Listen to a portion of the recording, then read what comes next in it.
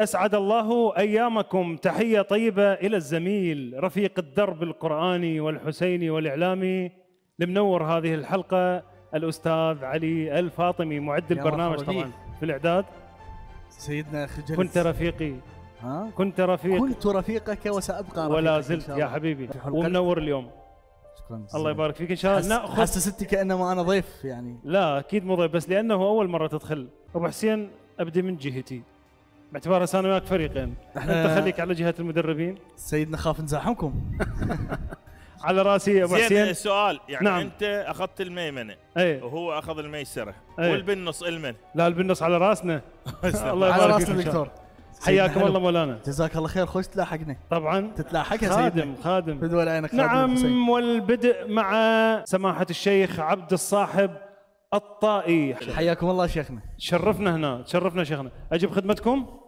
لا اليوم مسوي حركه شوي لازم يصعد. يا حياك الله مع كل يا حياك الله. خطوة يا حياك الله. لك نبضة. اهلا شيخي. اهلا حبيبي. ومع كل مسافة لك قبلة. توسط شيخنا، توسط هنا. اول شيء لفت انتباهي يقول احنا نستمع واحنا صغار. نعم. ويا من الحديث وياي. نعم. باعتبار اكبر مني ب4 سنوات.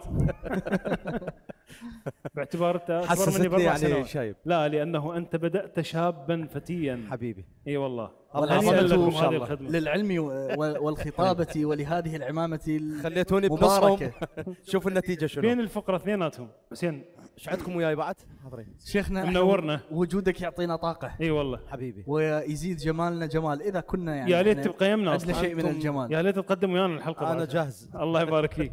إذا يوافق دكتور عماد ما عندي. الله يبارك فيك. كل التوفيق. شكرا لكم. أسأل الله أن تكون أيامكم كلها خير. الله يبارك فيك إن شاء الله. وبركة وجود هذه الأقمار الطيبة. أنت ما سألت سماحة الشيخ يعني. إيه. طبعا هو كان موعدنا ياخذ الثانية. منو؟ سماحة الشيخ يعني. موفقين شيخنا. فهو ما نعرف احنا بعد اليوم كمل عقد القرآن لو بعده. ان شاء الله كل الخير والبركة. ان شاء الله شايف ألف خير سماحة الشيخ. هو قال اخذ الثانية. باية الثانية. بس انا حيرني شيء عن سماحة الشيخ.